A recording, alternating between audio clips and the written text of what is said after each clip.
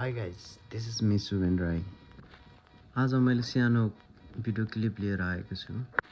यो चाहिँ युरोपको सबैभन्दा ठुलो नेचुरल पार्क जसको नाम चाहिँ रोमनिस्को पार्क हो।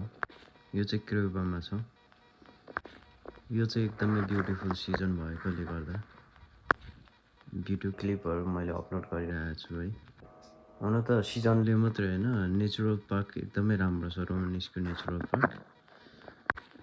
हिउँ नपरेको बेला पनि हरियालीहरू है। यहाँ चाहिँ एउटा मेला जस्तै फेस्टिभल लाग्ने गर्छ, एकदम ठुलो भव्यसँगले मनाउने गर्छ। यहाँ चाहिँ एउटा मेला जस्तै एउटा फेस्टिभल ठुलो मनाउने गर्छ उहाँहरूले। धेरै वर्ष अगाडि धेरै पुरानो एउटा राजा थियो अरे, जसको नाम चाहिँ ड्राकुला भन्ने। उहाँले चाहिँ आफ्नो देश बचाउनुको लागि एउटा इभिलसँग आफूले राक्षससँग एउटा सम्झौता गरेर उहाँले पनि एउटा राक्षस बन्छ।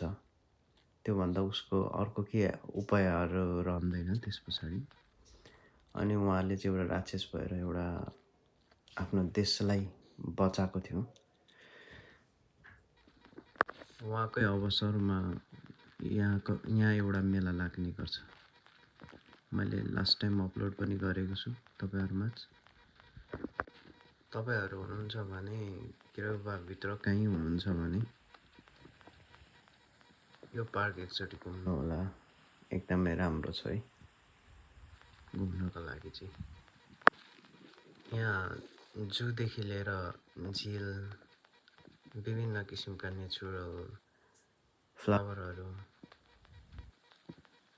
एकदमै राम्रो वातावरण बनाइएको छ। साँच्चै यहाँ फेस्टिभल चाहिँ अप्रिल महिनामा लाग्ने गर्छ। हजुरहरूले कुनै पनि लोकल मान्छेहरूसँग जानकारी लिएर एकचोटि भिजिट गर्नु होला। त्यो फेस्टिभल चाहिँ एकदमै राम्रो छ, एकदमै राम्रो तरिकाले उहाँहरूले डिजाइन गरेर पार्कलाई हैन, विभिन्न किसिमको फुड फेस्टिभल जस्तै पनि उहाँहरूले लगाएको हुन्छ। तपाईहरु भिजिट गर्नु होला, एकदमै राम्रो छ। साथ अन्त्यमा म नेक्स्ट भिडियो चाहिँ तपाईहरुलाई अर्कोले जहाँ चाहिँ एकदमै बिग हिस्टोरी बोकेको प्लेसको बारेमा लिएर आउने छु।